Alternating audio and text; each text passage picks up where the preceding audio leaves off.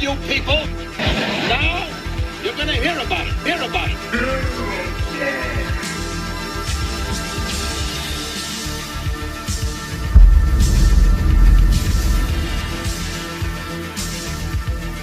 Hello and welcome to another exciting night of nostalgia. I'm here with my good friend Ed Ader. Ed, say hello. Hello. I'm nervous as shit. I hate hosting. Yeah, it's a rough experience. I've tried it many a time and never with any success.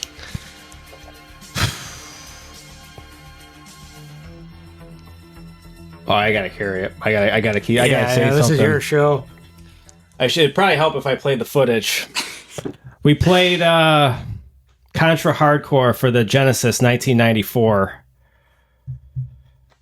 What an experience. Yeah, I played for a couple hours before just to act like I was competent. And this game is... I heard this game was difficult. This game is insanely difficult. How far did we get? Did we get to the third level? No, because there's the two options after the first level, and we got two of the boss, we think, of each of them several times, but didn't conquer either. Yeah, it's pretty tough. I assume from this era, there's probably 8 levels. I don't know. I'm hoping for 6. 6 would be nice. 6 because 8 is if I ever go back to this game. I probably will spend too much time with this game. I really enjoy and miss a game where there's no pauses in the action. Yeah, as you can see here from the this first level, it's just you just keep going. It's just constant. You can't take your guard down. There's no time to pull out the phone and get distracted by life or bullshit. It's just nonstop. And man, did I struggle. We struggled to even understand how the lives worked for a minute here. So if I have 1 life left and you have 1 life and then I die, I can take one of your lives if it says 0-1 on the screen or 0-2. So it becomes this I don't know, meta game where you have to figure out, can I take my partner's life and is he going to be okay with that? And I feel like there's some points in this where there are a couple of times where I think we only successfully got through it once, but there were parts I either knew I was really bad at or it seemed just like a really bad time to spawn. Because I feel like there's the invincibility on the spawn is not as long as I want it to be. And there were a couple of times where if it's too chaotic and I spawn, I know I'm just going to die right away. So I was like, well, once you clear this room, I'll do you the favor of stealing your life and come back. So the original plan was we were going to play for 10 minutes and then we were going to, but I think we started capturing it immediately. So we might be playing pretty poorly here. Might keep this in, might not. I don't know. Yeah, I say we go for it. I feel like the one of the funnest parts was just, although we had that one run where we really struggled again towards the end, but just seeing the improvement from what felt nearly impossible at the beginning all of a sudden became kind of muscle memory. Yeah, because when we get to the second level, we're like, oh my god, this is 10 times more difficult than the first level. And then when we died and had to start over on the first level felt slower. Right. Yeah, you get acclimated to it so fast. I mean, that was in a little over an hour. I don't want to watch how many times I fucked up that platforming section is there. This game is hilarious. The way you'll see later on, the way one of the second level bosses moves, it's very silly. Yeah, it's interesting. It's beautiful though. It's a good looking game. I need to revisit this era more because I definitely grew up with I think there are a lot of circumstances that led to it, mainly a strict mother, but I grew up very much on rated E by the ESRB until I was late night. I was well into the PlayStation N64 era, if not the PS2 era, before I was playing even like many teen games, let alone mature games. So like, well, you were born in 1990, right? 90, yeah. So like in 90, that makes sense. In the 90s, you wouldn't. Yeah, in 94, I was playing almost exclusively like rated E platformers, lots of Mario, lots. That's impressive. You're even playing games at 4 years old. Yeah. I mean, not a ton, but I remember playing some Mario, some getting my ass kicked in Donkey Kong Country. Like, I think one of the first ones I remember playing was Donkey Kong Country 2, which I was probably 4 or 5, and like I could never even get past the boss of like the second lava area. Like, I could beat the bird on the ship, but getting into further in that game took me years. That's impressive, but I that's one of my first memories was playing, like gaming memories was playing that game. Yeah, me too. Yeah, I don't know what, like I remember that was one of the, I mean, we had quite a few. Like I think there was a time I would guess my dad played a decent amount because like I didn't get the Super for a gift or anything. It just was like always existed in my house. Your dad played the Super? I think like he must have at some point, because we, like when I remember getting games, we had a box of like 30 Super Nintendo games that like none of them were gifts or anything. What was he playing? Were like he had a lot of like the Jeopardy game. Oh yeah. Wheel of Fortune. But like we had the Donkey Kong Countries, Link to the Past, all the like Mario All Stars and World. Like there's a pretty good collection there. Baseball games, Ken Griffey. Yeah, Ken Griffey's Home Run Derby. Trying to think what else. Yeah, a lot of sports games, NBA Live.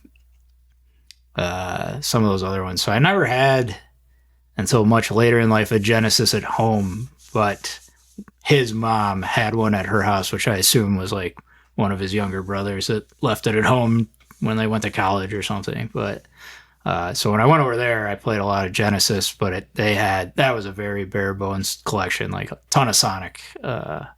Like 4 copies of Sonic. Like the Sonic that came with the console, and then like another version of that, Sonic 2, Sonic 3, I believe. And then I remember renting games for it, but again, mainly like rated E platformers, because that's what was allowed. So a lot of like Earthworm Jim. Rated E platformers are legit. There are so many. Like I've developed an appreciation for 3D not 3D platformers, 2D. Rated E platformers, 2D 90s platformers, like the Mickey Mouse one. Remember those for Genesis? Yep. I didn't play that one. Even I bought it as a joke, like in my very early 20s, but there was a Ronald McDonald, like That's Treasure. Yeah. Treasure made that game. That game was not pretty not sweet. bad. Yeah, I bought Didn't we play that when you were living in Detroit? Yeah, I think we did one time. I definitely just like saw it at a retro game store, and it was $12 or whatever. And like the nice thing about Genesis were like those plastic boxes. So like all the Genesis games I have now are in those thick plastic, in their original box, like the black casing. Yeah, because it wasn't like I have a couple complete Super Nintendo games and those like flimsy, like it's almost construction paper more than cardboard. Super thin. Those to me are not as great of a collector's item as like those snap cases that the Genesis had. Definitely. So Super Nintendo had the flimsy ones too, right? Yeah, that's what I have a couple of the like Super Nintendo, but those were like when I thought I was going to be a physical hardware collector. So I got like the Turtles in Time in the box for hundreds of dollars for no fucking reason. I went through a phase with that too. Yeah, I hear like that whole world, like the collector world, it's just gotten worse and worse. Oh, I bet. I think there's been a pullback on it's one of the things I've always been like, I'd be interested in, like comics, Pokemon cards, something like that. So I like keep a ridiculous amount of tabs on it. Yeah. For someone that doesn't partake. It's fun though. But yeah, it seems like in a different life, I could see myself falling in it as if I was a single 35-year-old man instead of married with 2 kids. Maybe I'd waste some money on that, but not in the cards. That's a interesting segue. Fatherhood. I feel like so you have 2, I have 1. I definitely feel like it's changed me.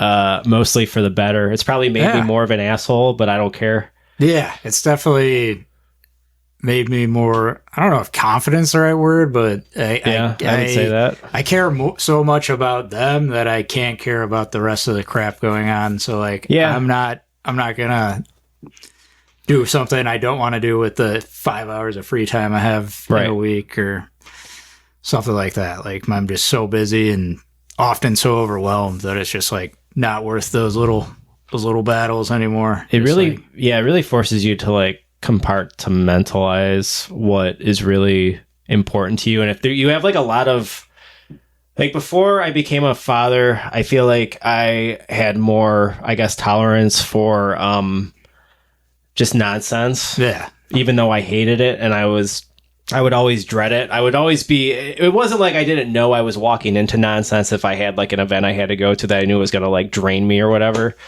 But yeah, ever since becoming a parent, it's like, now I understand I don't have to do, there's certain things you don't have to do anymore. Yeah, I think early on I struggled a lot because it was like, you just have like the biggest responsibility you've ever had dropped on you, but like nothing else changed. Like the expectations everywhere else are kind of the same. Yeah. So it's like, it took me a while to like come to terms with like, okay, I used to be like an A- employee. Maybe now I'm like a B- employee. And like that felt really bad for a while, but now it's just like, it is what it is. Felt bad like spiritually or just like, just like you were like down on yourself? Yeah. I set this standard at work and now I can't meet it type thing. And like, no one was not to the point of like disciplinary action or like I even got promoted post like it's going well. It's just like I used to put in a lot of hours that now I just don't have. So,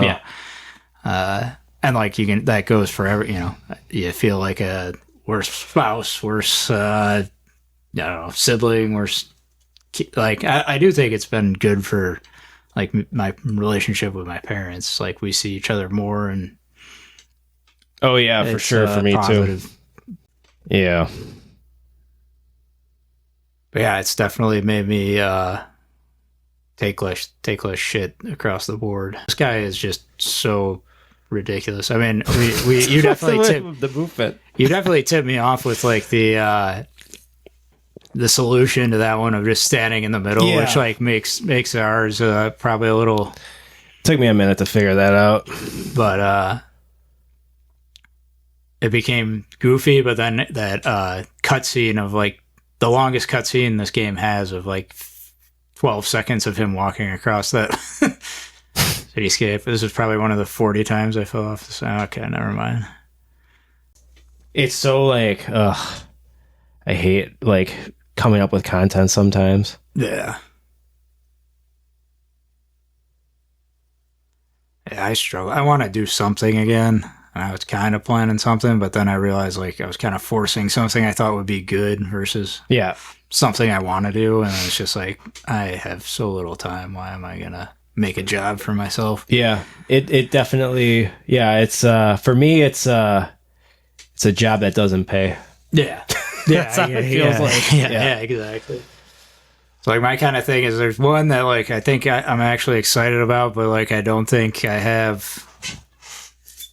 Like, I think what I'm kind of doing now is, like, exploring, digesting the amount of content I'd need to have to, like, speak to for, like, I think my plan is for, like, the next year. So, like, I'm not going to record anything. I'm not going to try and share my opinions. It's just, like, if you like this so much, do it for a year at the level you think you need to make that content. And if you're still happy and enjoying your free time spending on that, then try it. But like that's a pretty good just plan. Like set out the expectation of like, well, now I'm gonna like this isn't what I plan to do, but like, I'm gonna review every new video game. Like maybe try playing every new video game for a while first. And seeing if like you just get burnt out in 3 months. But if you're playing them and loving it, then like sure, start cutting some footage and doing what you gotta do. I think the other thing I've kind of learned through all my failed attempts is like just start and like I think maybe to an extent you did this too, like just start making stuff. Like not everything's going to be a hit, not everything's going to be perfect. Like you need the reps to get good at it. Yeah, For sure. And like no one looks back at the first few podcasts that Giant Bomb had and goes like, "Oh, the audio quality is terrible because they were in someone's kitchen with one microphone." The racial quality sometimes seems terrible. Yeah. I've heard some of those episodes, those early episodes don't age very well. Yeah. There's definitely there's some probably sexism problems potentially. Yeah. A lot of rambling, a lot of talking about defunct sodas and energy drink. Yeah, a lot of energy, a lot of defunct being the operative word there. Yeah. And probably defunct for a reason, but yeah. I have a lot of respect for Giant Bomb, but it's like the adjacency to San Francisco. Sometimes I feel like they could get away with certain things more easily than like, I don't know. Yeah, and like at this point, I barely consume any type of that kind. Like I have so little time. It's like, I'm not going to listen to a video. Like pre-kid, I got into Nextlander for a while. I was listening to that, but like I was playing enough of the games as they came out that like the commentary mattered. But now that I play like 3 new releases a year, I'm not just going to listen to people babble about the new Star Wars Outlaws game that I haven't touched or, and don't plan to. Could you imagine putting out, like, long-form content, 2-hour videos with, like, you talking for, like, 2 decades straight? Because that's what they've done. Yeah. I mean, I'd rather do that than what I do now. It is a privileged life, for sure. I think so, but... yeah, it's not. I'm sure there's some, like, nothing sounds worse to me than, like, I don't want to play this 80-hour epic game right now that I probably would like in the right headset or mindset, but I got to do it for work purposes right when it comes out, or right before when it comes out. It's just like I take some decent breaks from games when it's just, like, nothing's clicking. And I get burned out on games. Like, I need at least, like, 2 to 3... like stretches each year probably where I'm like maybe a week to 2 weeks. Yeah.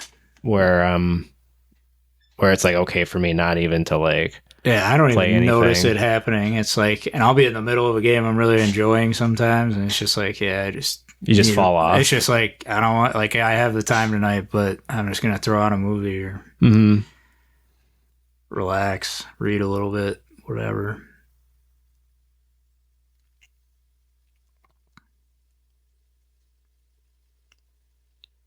Fucking part. I hate that. I always get so frustrated when games like this, like I get it, you gotta throw in the like unique element or whatever, but I hate when it's like a once in a blue moon, you gotta remember how to do this mechanic. It's I don't know why this comes to mind, but it really frustrated me in Metal Gear Solid, was it Revengeance? The Raiden? Yeah. That, like, they had the, like, real-time directional cutting thing, but you never had to do it on the common enemies, but then, like, 3 of the bosses, it was quintessential, and it's like, I just never figured it out because I never needed it. Yeah. Like, I run into that in, like, FromSoft games sometimes, where it's like, oh, I need that, the short weapon and Bloodborne for this one boss, but I've always used the extended axe, and it's just like... yeah, with the FromSoft games, there's like 3 to 4 things you need to like... You don't need to master everything, but what's that... Is it a ring you get in that... What's that butthole level in Demon Souls, where you go down into like that nasty... Blight Town? No, that's Dark Souls. Oh, yeah, you're right. It's just like you're in some kind of swamp, and if you go in there at all, you're poisoned. But there's like there's a ring in there that like if you get it, a lot like different stuff gets buffed. I think I can't remember exactly, but it's like and super you can, useful if you want to run to it within like the first 90 minutes of the game and just get it right away. And then you're kind of OP. Yeah, I can't remember the name of the ring, but yeah, those games. I don't know. I've spent too much time with... Where do we start? How about his knee? That's his face. If that's his face, what's this? Oh, take out!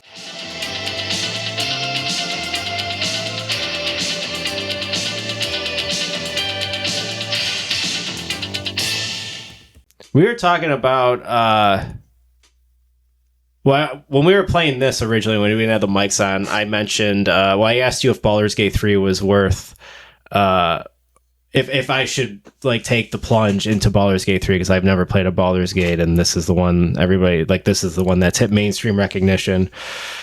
But then you said you started over like 6 different times, and I did. Yeah. That's how I played Elden Ring, I feel like. Yeah, I did that. I do that in almost every Souls game where it's like, oh, I've learned so much, like a reset's going to be easier. But like, Yeah.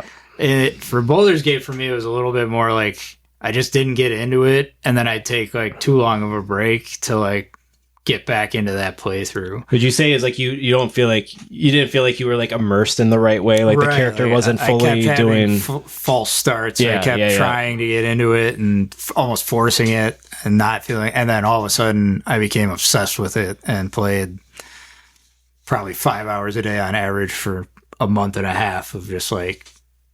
Did you do that with Disco Elysium? Started over again? I don't think I did. I think I just rolled with it. I just pushed through, but I did end up replaying it out of morbid curiosity of other decision trees and learning, because that game was so obtuse to me the first time I played it. It took me so long to get through. Disco? Well, there's like 24 different. Is there 24 different like personalities? Yeah. That's one of my all-time favorites. It was just so unique and different. And for me, that feels like a COVID game, but it came out in 2019, right? Yeah, that sounds right. It was one of the. I definitely didn't play it until 2020.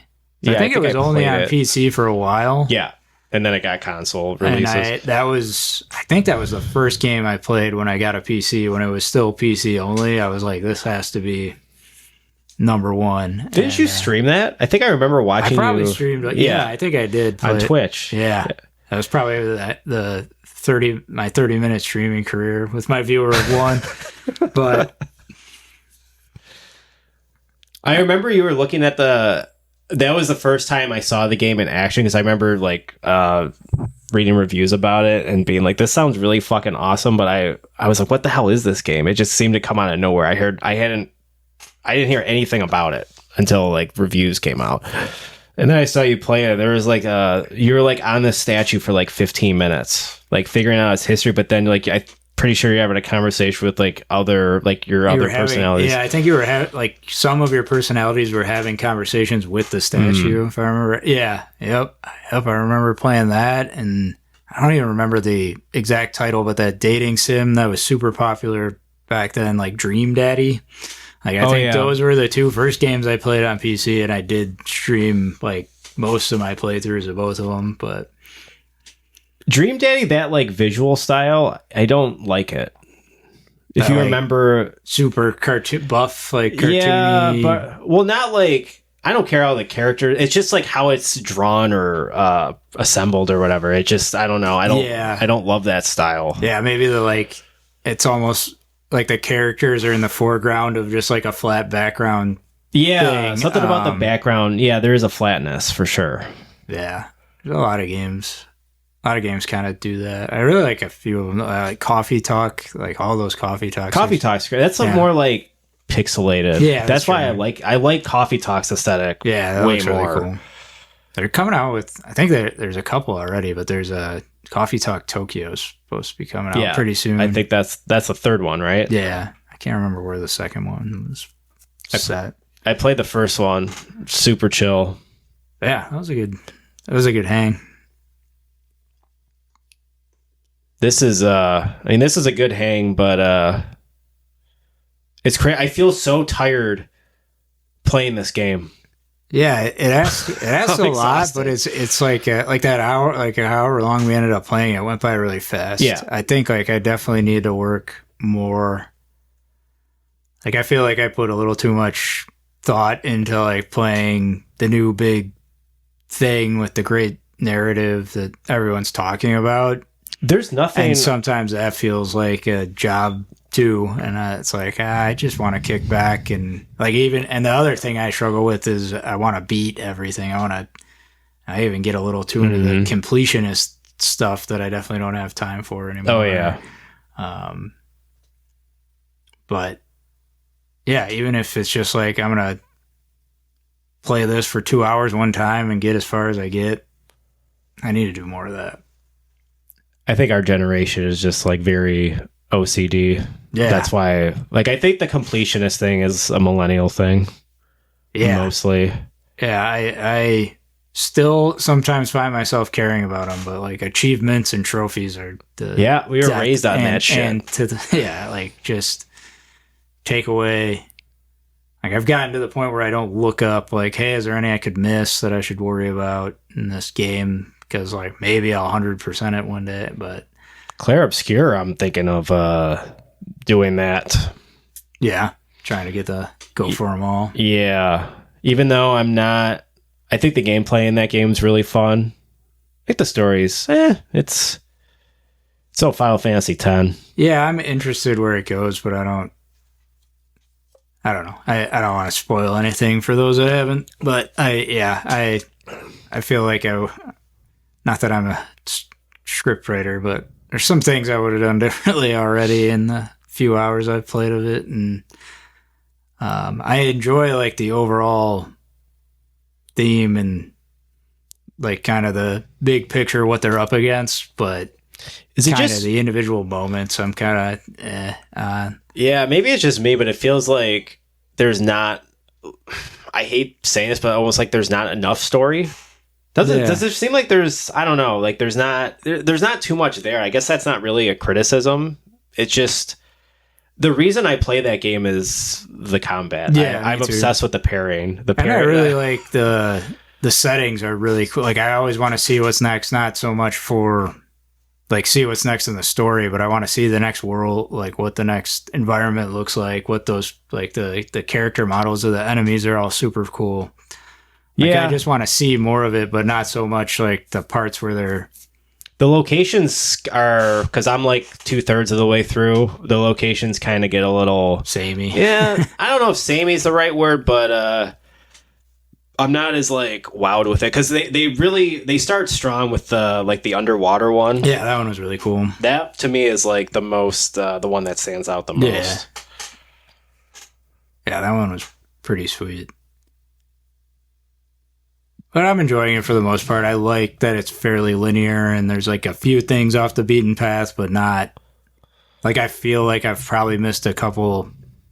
I'm terrible at finding side quests. Items and stuff. But yeah, I think I've done all the side quests that I could have done to the point I'm at. And I've found most of the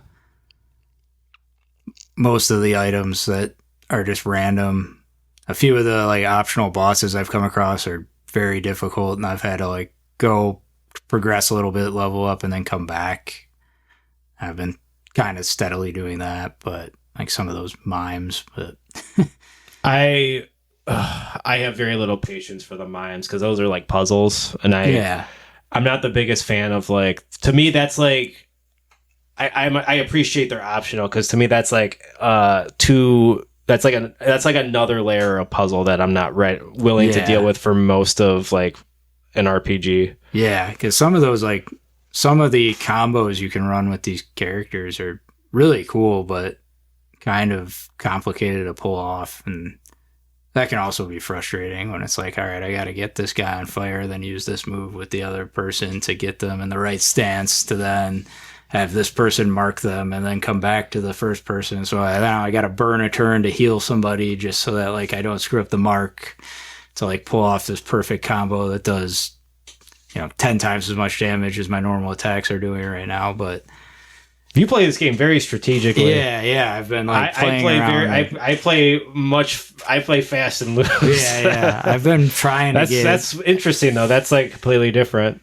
Yeah, I've been trying to get into the like, all right, what can I do to kind of break this to just like do maximum damage and the least amount of turns, which sometimes works, sometimes doesn't. But then there's also parts where it's just like, okay, I'm just fighting a bunch of common enemies. I'm just gonna, and I think because I'm going back and doing optional bosses and like trying to doing all those chests where you gotta like shoot the couple.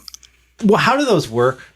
So there's like the first one in the water world confused the hell out of me, and it took me forever to figure out. Like within eyesight of the chest, there will be 3 orbs, like kind of hidden up in the air. Are you supposed to shoot them? If you shoot all 3, then the chest opens. But it's not. So they hover above, not within. They're typically like up above, and then when you shoot one, like the orb will come out of it and float back to the chest. But you got to shoot all 3. And then the chest unlocks. What does it give you? A weapon? Usually, like, sometimes weapons, or I'm going to butcher this word, the Picos or whatever. Oh, the Pictos? Yeah, those. I need to fiddle around the menus. I kind of understand how some of them work, but they're very, it gets pretty technical. Yeah. And like those, I feel like until I unlocked more characters, I was very much like, okay, I'm going to just get everything for everyone and keep making that a priority. But now that I have more, it's like I don't even know who I want to use, and like I almost wish they just had 3 characters that were always in your party than making me make that choice. At first, like Loon was my favorite, but now it's Mael, the redhead. I like her a lot. I still like Loon a lot, but she has kind of become more of like a buff. Like I rarely attack with her for the sake of doing damage. It's always to like apply a status effect that's going to then combo. With Loon? Yeah. Interesting. I use her as like, she's like my white mage, but also like she's the only person in the party that can resurrect and heal. Yeah. She definitely has all that for me. Like I basically have like 3 of her spots to heal and revive. Yeah, like I unlock all of the heal stuff, and then I use her as like she's almost like a hybrid black/white mage for me. That's exactly. Yeah, like she can light people on fire, electrocute, and do one other elemental thing. But a lot of males, like more powerful attacks, you have to get them into a certain status to then like execute. I was overthinking that at first, like the stances, and then I kind of just like I stopped thinking about it. And then once I stopped thinking about that, I actually like really enjoyed playing with her. And like on the expedition setting, like again, I think I'm a little over leveled for where I'm at because I have gone back and like realized, I probably could have done that side quest I came across and didn't. So now I'm fighting my way all the way back to it to do it. So I'm definitely probably like, I haven't grinded, but, like I have found like when in doubt, I can just like spam fire people to death because all 3 of the characters I normally use have something that can do at least 3 fire damage or fire stacks. You know what that reminded me of? You play Sick of Truth, right? Yeah. Bleed. Yeah, exactly. Fire is like Fire and Claire Obscure is it just like seems Bleed super overpowered. Yeah. Like when in doubt, I won't try to figure out anything. I'll just do that and then try and dodge. Yeah, I re-rolled with Mael. I gave her like all the fire because initially I didn't give her any fire. So I was like, why am I getting fire for every character? Yeah, I had the same thought, and then I think I just only had spoilers. It keeps going that like you'll still be able to use fire. Yeah, I figured like it just seems kind of broken, but I've had a lot of fun with her stance stuff. I can't even remember the name of it, but the like super it's damage. Like Virtuoso, right? Virtuoso is the one I'm thinking of. Yeah, like she does some really cool stuff with Virtuoso, and then like especially if they're marked.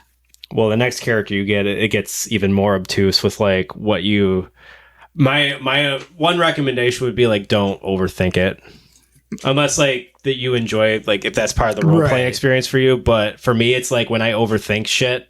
Like new mechanics and RPGs, I have like a bad time usually. Yeah, I'm enjoying it so far, but I think that game gives a lot of grace on the difficulty. Like I think most of the bosses, I could probably dodge and just normal attack my way through. That's a long time. It's another interesting philosophical difference how we play. You dodge almost exclusively, right? Yep. I think like on a couple of the first enemies, I tried to parry and like I just couldn't get the timing down, and that was probably more of like I hadn't learned that enemy yet. Yeah. But I switched to the dodge because it's a fraction easier, and now I've just very dodge heavy. I do really enjoy the jump, like when they like the jump and then you hit R2 and then you can counter R trigger. Yeah. I think the reason I love doing the parrying is because like it's like it feels, I don't know if there's like a rumble, but there's a little haptic stuff. Like there's haptics going on with like the controller, and then especially the sound. Like every time that sound is so satisfying. When like parrying in almost any game where it's an option is always super satisfying. Yeah. I call that game like baby Sekiro. Yeah. Yeah, it kind of feels like that. But yeah, the only, like, I don't have any major complaints. I keep doing this dumb thing where I go to the checkpoints, like essentially bonfires, and I forget you have to rest to heal. Right. Which seems like I think rest also, maybe if you don't rest, it doesn't reset the like common enemies. It's the only thing I can think of why they wouldn't just have it like auto heal you when you wait. So returning to the flag/bonfire, if you don't hit rest, does it reset the enemies, or do you have to hit rest? I don't know. I'm thinking that must be the reason, because I'm really backtracking, so like I haven't noticed, but I'm thinking that must be why it's an option and not just you auto heal when you go to it. The Souls game's auto heal. Souls game cuts out the you don't have to hit X. Wait, it depends. I think in Dark Souls you might have to do this. Yeah, I think you do have to rest. And I think that does trigger the reset, which is probably what it does in Clear Obscure. Why? Otherwise, I don't see why it'd be an option. But I'm always good about, if I got to a new one, I'll level up and I'll change out my Lumina and Picos and all that. I don't like fiddling around the menus in that game. The menus are... It has a different problem from... because Final Fantasy VII, the remakes, I didn't like fiddling around those menus either, because that looks like a fucking... I don't know, something about the Final Fantasy VII remake menus are very, like, I don't know. There's just a lot. Corporate-y. Yeah. It feels like you're, in TurboTax or something. Yeah. Like, it's not. With Clear Obscure, it's not that, but it's like... They're kind because of it's so medium budgeted, it's very clunky, Yeah, like, it took me forever just to figure out how... And, like, they don't explain some of the stuff that I feel like they should, or at least maybe I just didn't. Maybe I was just too stupid to realize it. Yeah. But like the Lumina took me forever to figure out like how, like I understood what it was supposed to do, but I couldn't figure out how to like actually select Picoses that I had unlocked. It's really funky how you like add new Pictos. Yeah. Picti. I don't know. So I could not figure out, okay, I've unlocked this and I know I can use my Lumina points to not have it equipped, but still get the benefit for this character. But I can't figure out like what sequence of buttons to press to make it happen. Yeah. I finally got it after. Like you got to mash X a lot. I think that's like the main. Like I had to get to a point where it started to get a little more difficult with an optional boss to be like, all right, I got to figure out these menus, because if I could get this person that thing on top of the three I have equipped, I'd have a way easier time with this. But yeah, it was, some of that's been a little clunky. But did you hear that story? I think it was like the Indie Game Awards or something rescinded like Game of the Year, like AI for their concept art or something. Yeah, it was. Yeah, it was. Some of that's been a little clunky. But did you hear that story?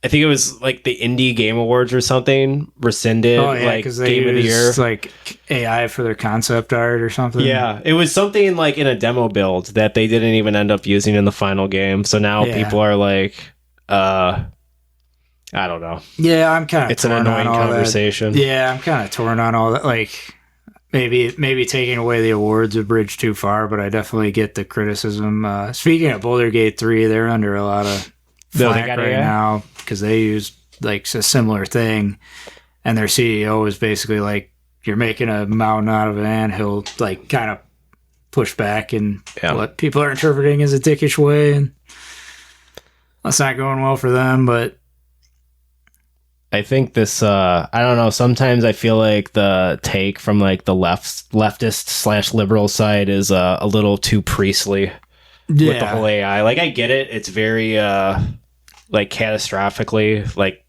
the amount of like water it takes and up, energy consumption. Like that's a real problem. Yeah. I mean, I know a bunch of people I work with are they're building one that's like on their commute, which one is making their commute terrible, which all right, that's a short-term thing, but it's going to be the biggest one in the United States, I guess, or probably the world. Maybe not China, but in Michigan. It's like you can see it from space. It's like square miles, the size of this building that they're You talking about the data center? Yeah, one of the data centers. Yeah, there's a bunch like cropping up in Michigan, right? Yeah. Yeah. So like an open AI one. I don't know. I haven't mainly just out of busyness. I haven't like played with it. Like I know a lot of people have adopted ChatGPT to help with all types of day-to-day A lot of people tasks. use it for therapy now. Yeah, I could see that. It's gonna put a lot of fucking therapists out of business. Yeah. Yeah, it's going to get scary on the jobs front, I think. Yeah. And yeah, I think it continues to be stuff people don't expect. No, I don't. I think most people are just like terrified and don't know, and think it's just going to be like, it's just going to turn everything into what's like the paperclip theory, where if like AI takes over, it's like a Skynet situation, but instead of like, it just wants to like reproduce paper clips. So we all just become like, I don't know. Yeah. I don't know. I haven't gotten to like the doomsday Skynet I'm not a doomer about it. level of panic, but like I do question if the juice is worth the squeeze a little bit on how much it's like consuming everyone's lives. I want Contra Hard Corps to consume more of my life. Just like the background here, how like everything, like the city is just like is the city on fire? Yeah, and there's some really cool. I think I caught a couple of them where there'd be visual cues in that background. They were like primarily when you were done with like an enemy wave, and the next one was coming coming up in a bit. I think it was in the Danger Joe, I don't know, Danger Eye Joe or whatever the hell that guy's name is that we'll see at the end of Deadeye Joe. I think it was in that level. There's like this hilarious, it looks like just a normal robot carrying a bomb that comes from the back, but like from behind you at one point and chucks it at you. Yeah, we're gonna see.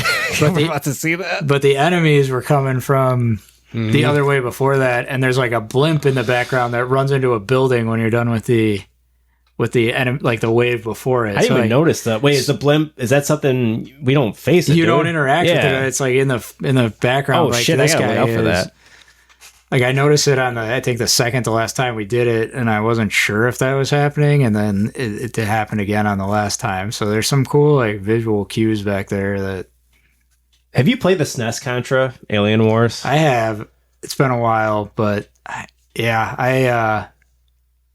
Says to me, like after playing this is way more difficult, but I think I like this way more. Yeah, I'd rather. I really want to. I wouldn't really want to return to it now. Yeah, I'm definitely gonna probably spend too much time with it. Oh man, I remember this part is something else. This part should not be hard, but I just struggled with it so much. And when I was playing the single player, I kept jumping at that part and dying because I thought like I had to get off the thing because it's like propelling. The first like 3 times we got to that part, I thought it was turning into an enemy that we were then going to have to fight. So I kept trying to get away from it and that's what I thought too. And this guy ended up.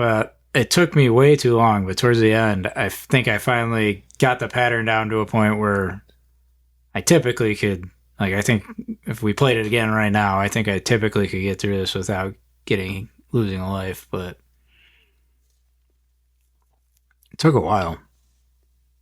Mainly this part, like at the end of this, kept getting me. Yeah, this part's pretty well. It starts off simple, and then when he does the slide, the slide there. Like I managed to narrowly escape there, but that was not intentional. There he is.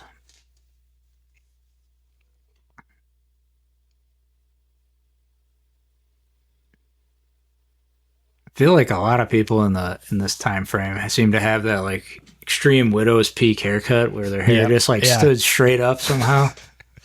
Just put like a whole thing of hair gel in there. I don't know what was happening to hairlines in 1994, but that was a look.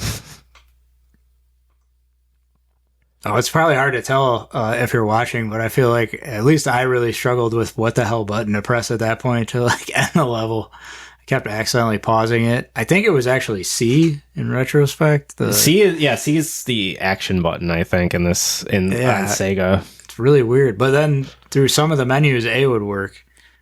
So I kept trying A, and then I would try start and accidentally pause it. Yeah, start always pauses. So is this the Deadeye Joe route or the other route? This is the other route. Oh yeah, This because we're was going left, right? Yeah. We tried this one for a while before we decided to just check the other one out. I couldn't even tell you which one is easier. They're both. I feel like the Deadeye Joe one, if we had spent as much time on that as we did this chemical plant or whatever, we would have. I feel like we were one good try away. We'll see at the end, but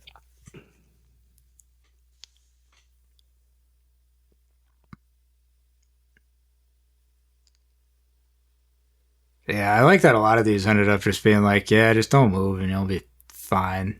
Don't overthink it.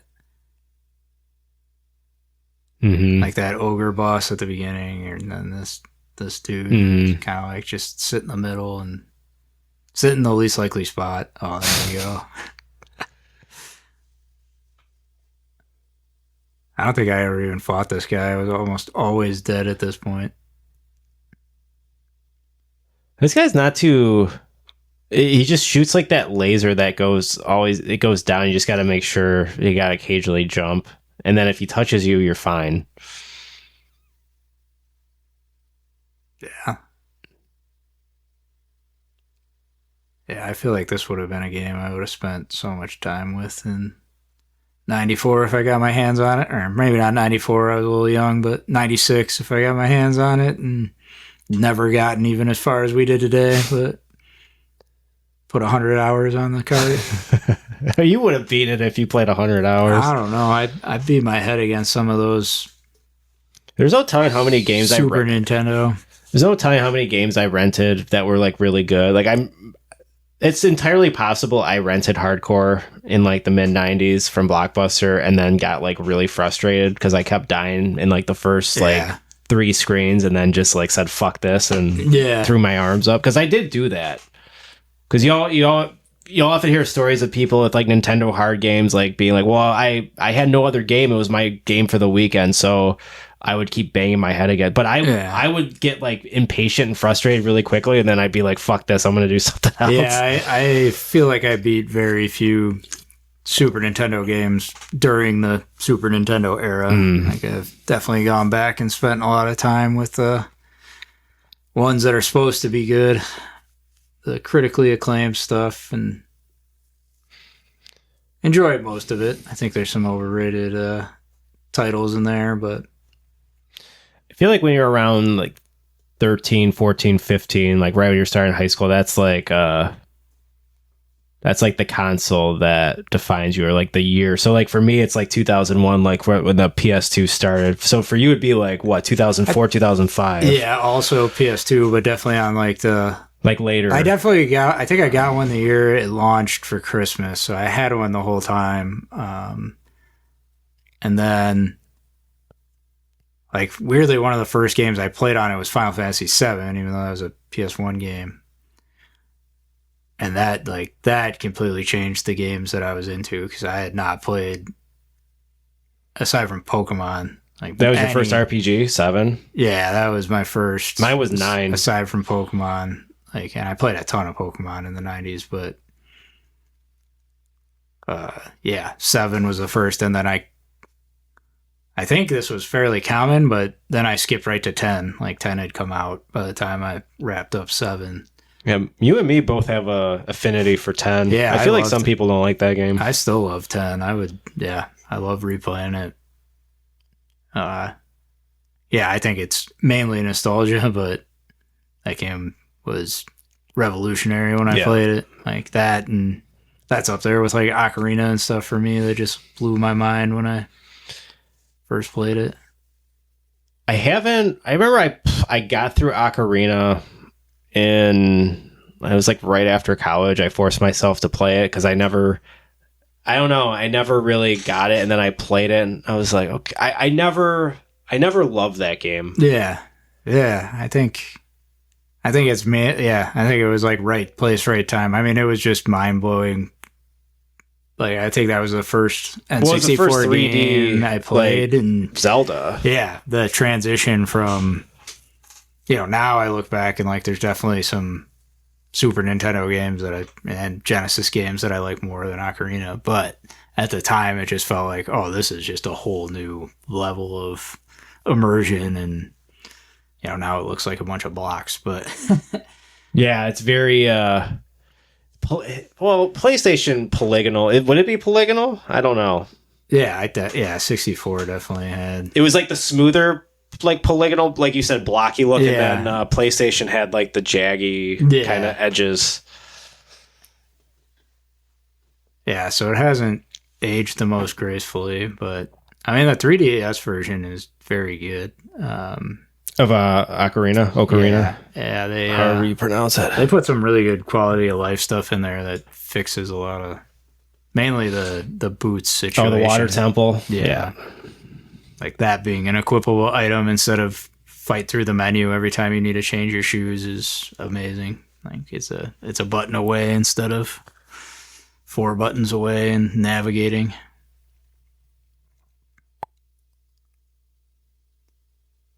But yeah, played a lot. Yeah, late 90s was a very Zelda heavy time for me.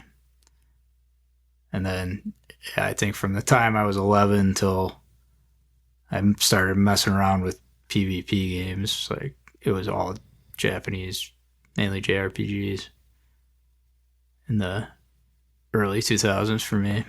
A lot of Final Fantasy, a lot of Kingdom Hearts, a lot of... Yeah, with the exception of those two franchises, like JRPGs kind of died a death there for a while until like Clair Obscur, ironically, because it's like a Western French game. Yeah, it's kind of. I feel like it's become much more niche, and like we've had the Personas that. Oh yeah, Persona, that's the big one. That definitely have kind of held it up, but yeah, kind of that. Like Clair Obscur definitely feels like a callback to Final Fantasy X, like that more linear. Or even 13, which has people have very mixed feelings on, but I get a lot of Final Fantasy 13 vibes out of it. I never finished 13. I brute forced it. That was one of the most frustrating things I've ever done, because that was another game that kind of did the thing I was complaining about before, where you could blow through the whole game without ever figuring out like the buff and debuff characters, but you needed them to work effectively for the final boss. So I just hadn't leveled a debuff character, and I had to go grind on like the 3 enemies you could backtrack to level her up high enough to finally take them out. And it was probably a 2-hour boss fight. Like, that game just had a ridiculously hard ending, at least based on the mistakes I made of how I leveled my characters. I would say there hasn't been like a classic or great Final Fantasy since 10. Yeah, I really like 12, but yeah, I could never finish 12. 12 is unique, and 14 is really good, but that's I haven't played 14. A different horse of a different color.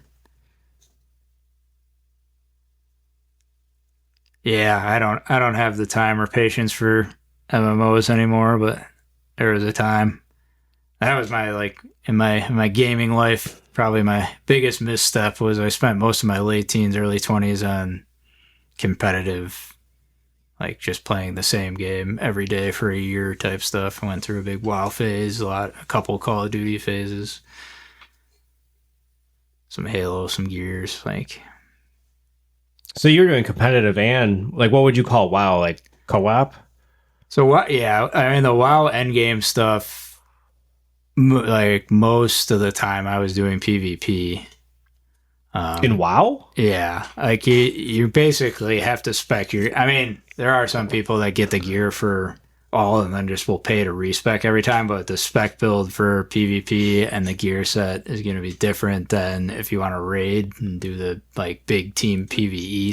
So is it like cosmetic, or are there like huge armor like upgrades or perks? Yeah, and they eventually put in where like you could map, the armor you like the look of to the stats of the armor you needed. But yeah, I mean, it was definitely stat based. It's all.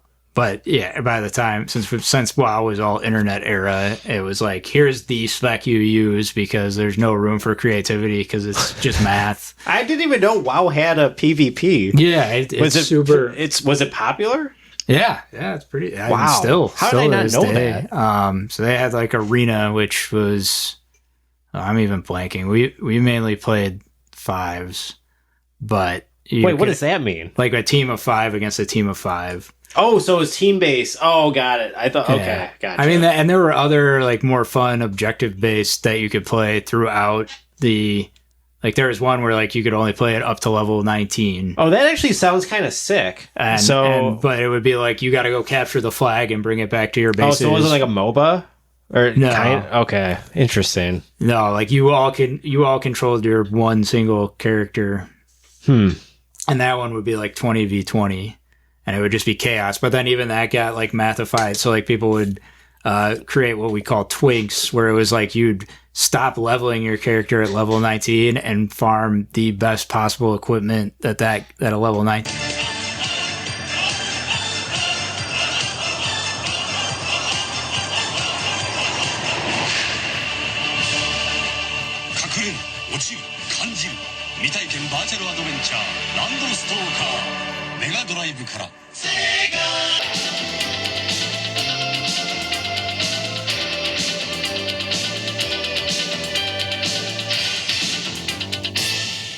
What did you call them? Twinks, and then you would I I didn't know if you said twigs or twigs. Yep, twigs. And then you would just leave it at level 19 and then just go smash new players in this like arena game where it's like, you could get to level. I mean, it used to be a long time to level up back in those days, but you could get to level 19 in I could definitely see the 10, appeal to 12 that. hours. But yeah, I mean, there's something for everybody in WoW, definitely. Yeah. Well, I personally really just liked leveling characters, so I had a lot of max level characters, which I primarily got just questing solo. So I just go to a. Could you make a career out of like Elon Musk does this, right? Where you can he hires people to like play really good at certain competitive games like Diablo and WoW, and then what is he buys the character, so you put all this like labor into like a character and then you can sell it. Yeah, I know a few people that I don't think they were like doing it for profit often, but sold their account when they were like, I'm done with this, and you could make a few $100. And then one of my friend's little brothers did do the like grind the gold, like because gold used to be a hot commodity and people would pay hundreds of real dollars for like in gold in Warcraft, in WoW, in-game WoW. Ended up being one of these crazy, ended up being sweet. One time my account got hacked, so I don't even know exactly what the rationale was behind it, but they'd hack an account and then use that account to farm the gold. But that happened to me, and I filed a complaint, and they got me my account back, but I had like all these new materials and like way more gold than I ever needed. So they bribed you. They're like, we fucked up. We're gonna make sure. I think like they like whoever hacked it had just been using my character to farm gold and got all this stuff, and they hadn't sold it yet when they got me my account back. So I just had all this like hacker. Or so you got to keep like whatever he did. That's awesome. All this gold and stuff. It was an interesting thing, but. So gold was like a scarce item in like. That's crazy. And there was crazy stuff that would happen too with like the in-game economy, because you could sell materials peer-to-peer like through an auction house, but like if you had enough gold you could just go buy out all the wool. So this is why WoW was so popular. You could mark it up and then sell it at a profit. So you could like get super into the economy, you could get super into now it makes sense. Yeah, okay. I mean it's literally a whole living world that you can do. I remember that same friend's little brother who got way into WoW would play like 60 hours a week. He would literally bet to play hide and seek with like other random people within like one of the big cities. So it'd be like, we're going to do hide and seek in Org. We're all putting in 50 gold. The winner gets the pot. And they'd play like competitive hide and seek, even though the game didn't have competitive hide and seek as game mode or anything. They would literally just like they could make their own honor system. We're going to play hide and seek for a couple hours on Saturday morning. And people would actually like willingly and, like, they give up their gold if they lost. Yeah. Wow.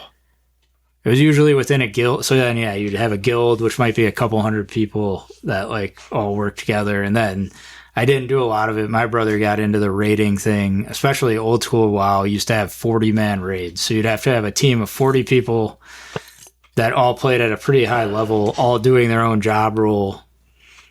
Yeah. To beat like a big boss.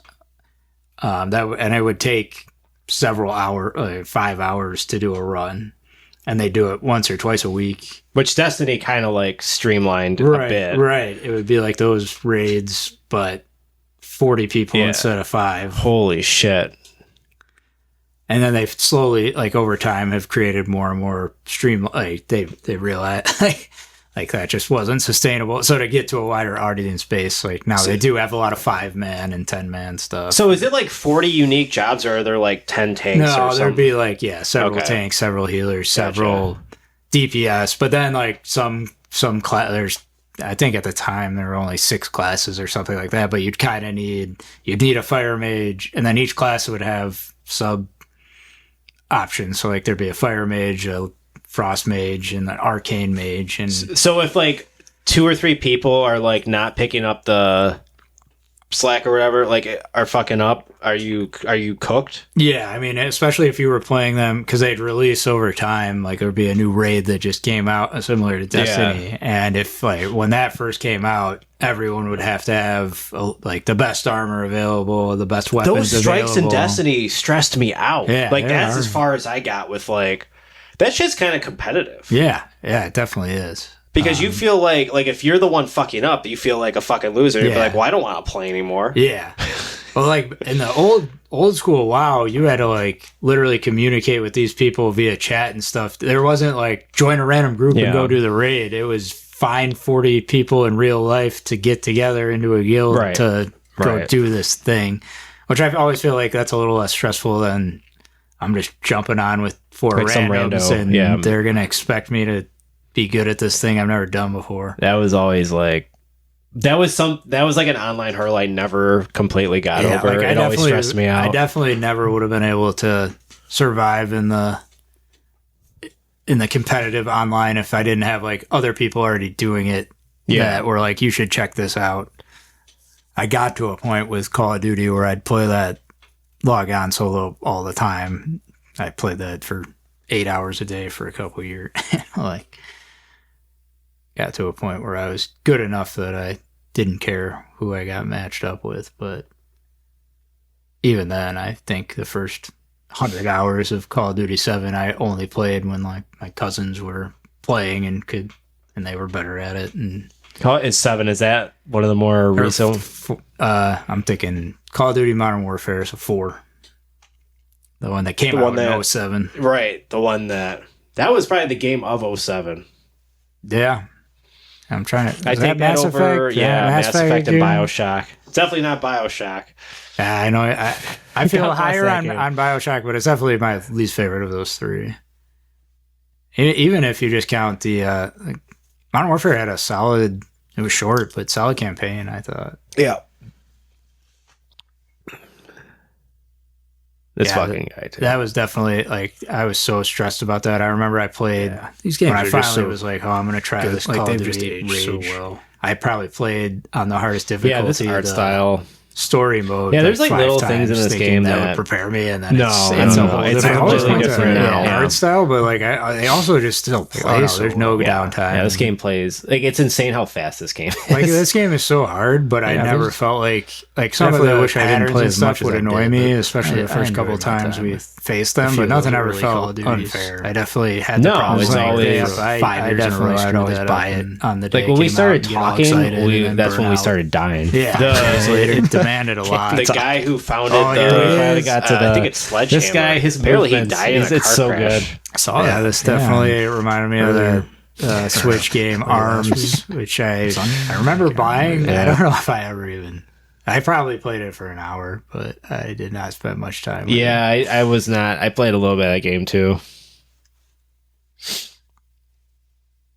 I struggle with the new console FOMO. I bought a Switch 2 and I did play Donkey Kong Bonanza, which was a really good time. But that's the one Switch 2 game I want to play. I don't really care for Metroid 4. The only other thing I've played on it, aside from a couple Mario games on like the classic is does the last mainline Pokemon. I haven't played the new one that came out on it this year, but the last mainline Pokemon on Switch barely worked on the Switch to a level that I just gave up. Frame rate was really yeah. So it runs pretty dang well on the Switch too. So I'm almost to the end of that Pokemon Violet, and I'm looking forward to the new one. But yeah, I probably could have waited a little bit to play Donkey Kong Bonanza and Pokemon, but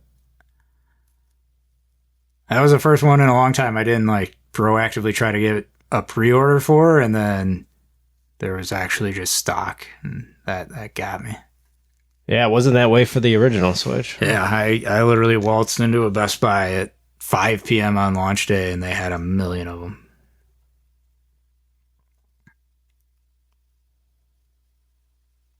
I did just pick up, there was, I don't even remember what I got them for. It was single digits total dollars. There was just an error on the Nintendo Switch store yesterday on some CD Projekt Red games. So I picked up Cyberpunk and Witcher 3 for the Switch. On the Switch 1 or 2?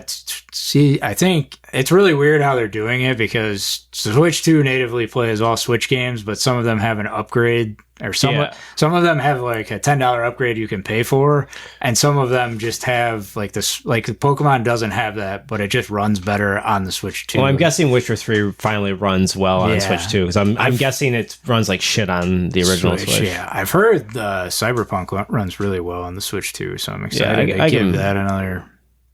I can see that. Another go. I did finally play that on PC and game's pretty cool.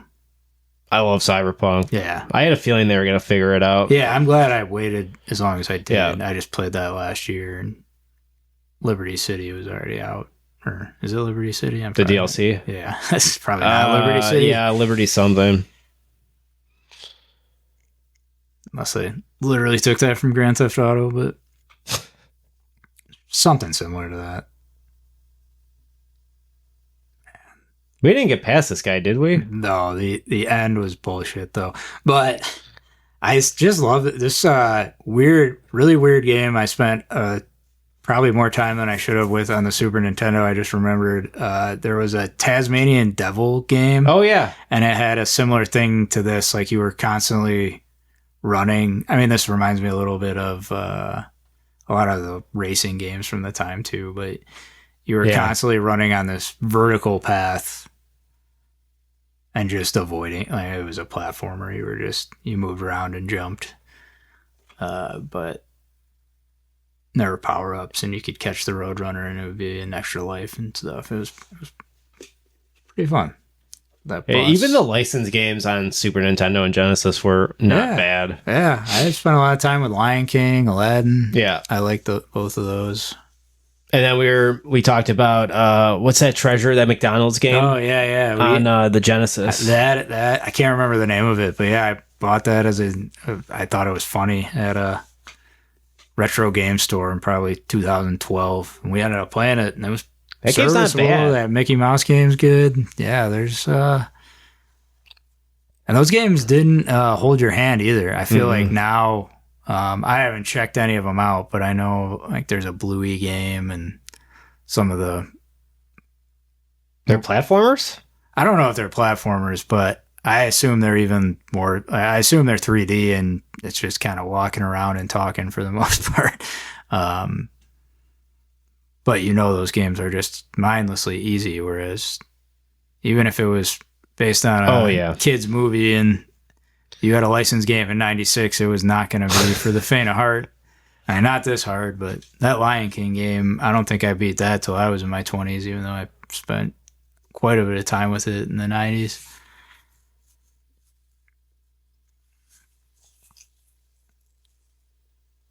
But yeah, other than Clair Obscur, I can't think of you said Donkey Kong Bonanza. Like I can't think of any other games this year that I'm really chomping at the bit to play. There's a couple that I'm finding daunting. Like I know I'll enjoy them. Silk Song and I forgot about Silk and Song. Hades 2. I was so excited for Hades 2, I ended up putting a ton of time into Hades right before it came out, and then I didn't feel like playing Hades 2, so I'll get to it eventually, but... Is that out of early access? Yeah, officially? yeah, Okay. that officially released. So like right before it came out, I ended up picking up the Xbox version just because that's kind of my... Like, I originally played it on Switch. I ended up picking up the Xbox version just because that's been kind of my laid back in front of the TV console, and... I played the hell out of it. I probably did 25 clears. Got a ton of the kind of content, bonus content you can get to, like, got the ending after you beat it 10 times and beat Hades 10 times. I've still yet to clear it once. Yeah. I don't think I ever got past like the Minotaur and Theseus at fight. the same time. I hate that fight. Yeah, that fight is a bit... Is that the hardest part of the game, or is it fighting? Well, I'm guessing it's fighting Hades. Yeah, probably. Some of the... So I'm just going to kind of lay out some levels late in Hades. So if you're very sensitive to spoilers, folks at home, please forgive indulge me. us. But after that, so that's like the boss fight of that world. And then the world after that's super interesting. It's kind of completely optional. So there's like 5 rooms...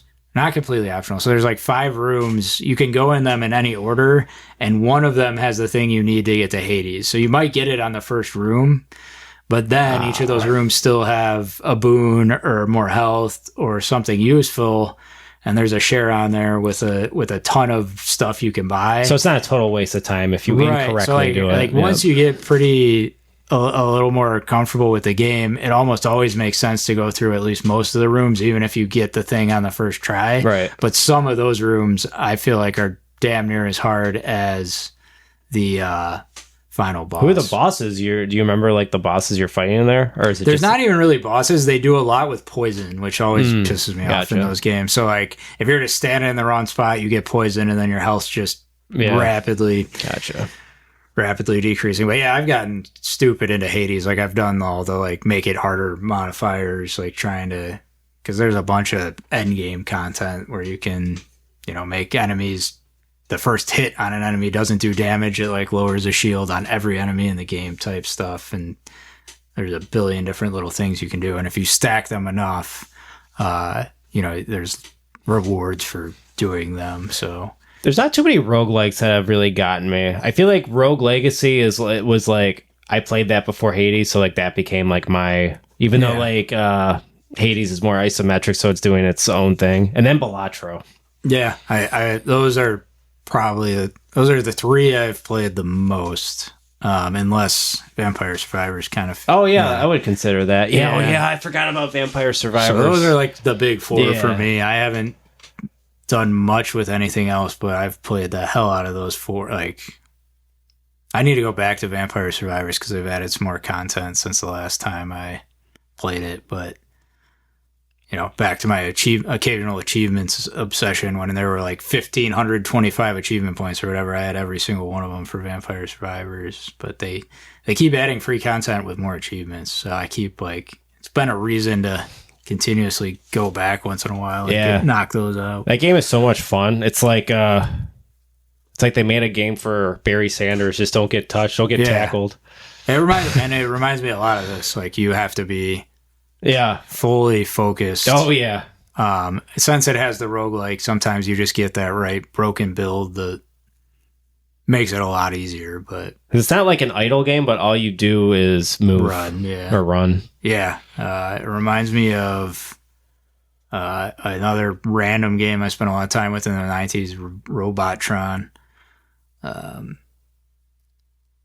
It used to have this, at least the N64 one had this co-op mode where one person literally just moved the character, because it's an isometric top-down shooter, but constant shooting. And the way it worked if you played co-op on 64 was literally each person only used a joystick. One aimed the gun, one ran. So I always ran, and my brother would aim the gun. Oh, that's fun. And it was super interesting. And it took a ton of coordination because, if I'm running, when you get to those later levels, it'd be like, I'm going to run at this guy, but I need you to kill him before we get there because that's the only path out of... That sounds awesome. Yeah, it was pretty cool. But yeah, Vampire Survivors kind of reminded me of that. That game's really good. That game's really good.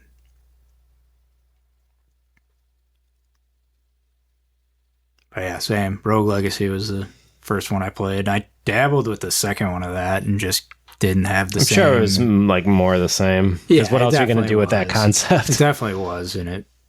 Unlike Hades, like I definitely enjoyed Is Hades 2? more. I wonder if that does anything like shockingly new. I'm sure that's similar, which is exactly why after playing 30 hours of Hades, I was like, eh. You're all set.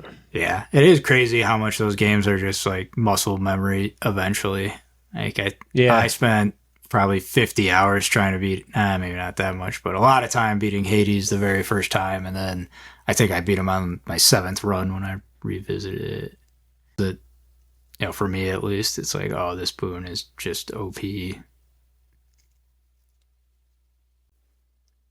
So is it like a lot of luck, or you just play enough and then you'll get like? I think eventually, because too, when you're doing all that end game stuff, you have to get through it with all the different weapons and stuff. So you definitely have to get accustomed to quite a bit. There's still a few like boons that I just don't see the value of. I just don't. I've never figured out. It seems pretty balanced and like everything should work. Maybe not certain combos of things, but it seems like everything should have its place. But there's definitely a few things I'm just like, I never get this. And there's some that I loved for a long time and then I've fallen off. Like almost all those games have the cut your health in like a third, but now every time you kill an enemy, you get some back.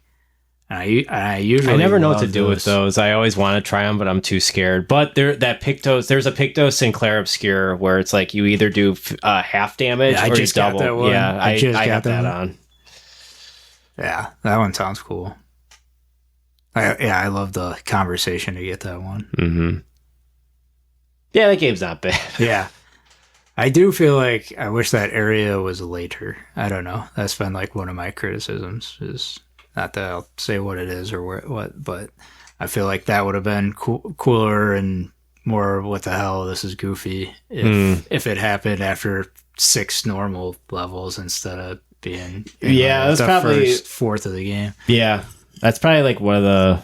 You talk about the fight and the conversation all together. Yeah, like that's probably the most memorable part of that game for me. Yeah, it was really cool. I just feel like, here's the blimp part I was talking about earlier. So like that blimp just crashed into that building in the back. That they just have, yeah. This guy, I never figured this damn thing I didn't have too much trouble with him. This run might be the one exception where I finally kind of got it together, but I just start moving to the other side of the screen once he like starts doing that where he like floats up. Yep. Yeah, I think on this one I only got hit the once, which was he does this shit though that can throw you off. Yeah. It's crazy looking back at how much these were just pattern recognition. Oh yeah. I feel like I did not think that through enough in my younger years. It was just like, I'm going to just bash my head against this until I get lucky and don't get hit. Not like I'm going to find the spot that he can't hit me during this phase. Well, we have like 3 minutes left. We can end on, for me, like I don't think I've had a drink since like October, and I feel like so it's been a couple months for me. I feel like my reflexes have gotten like sharper, and I just feel generally more like I'm definitely a fan of like I don't need. I'm sure I'll drink again, but I'm not like missing it at all. Yeah, I'm like 8 days or however many days we got left in the year as of this recording away from a year, and awesome. I don't plan on anytime soon. I'm kind of the same way. Like I don't think I was never addicted to it. I don't think I had a major problem, but life's just so much easier without it. I don't really, and like I'm kind of at the point where most of it sounds gross to me. Like I mean, mainly like the idea of being hungover is just something I never want to experience again. But even the idea of in the moment, it doesn't sound as fun and relaxing as it used to. I feel like I don't need anything making me more tired or more. You're definitely not as like sharp when Yeah. you're drinking. Like you're kind of like, I feel like there's kind of like your defenses are down. You're not even sure like which ones are sometimes. Like there's blind spots when you're drinking. And it has like lasting effects. Like I think it took a long time for me to be like, oh, this is what it feels like after 100 days of without. And yeah, I don't miss it as of now. I definitely will say it's turned me into even more of an introvert than I already was. Well, yeah, like this is probably like the third time I've done anything not mandatory by family, and since I had my daughter 6 months ago, and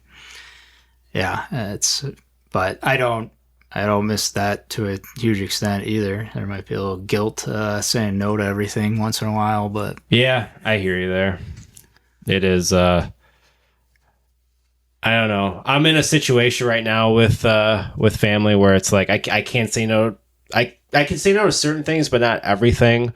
But I think I just have to like get better at like, I guess you could call it gray rocking, where I'm just like, I'm not gonna like give you like I'm available. I'm not available. I'm present, but I'm not available. You know what I mean? I'm not gonna like listen to your bullshit for 45 minutes. Yeah, like I'll nod while I'm really looking at my phone for a while. But right.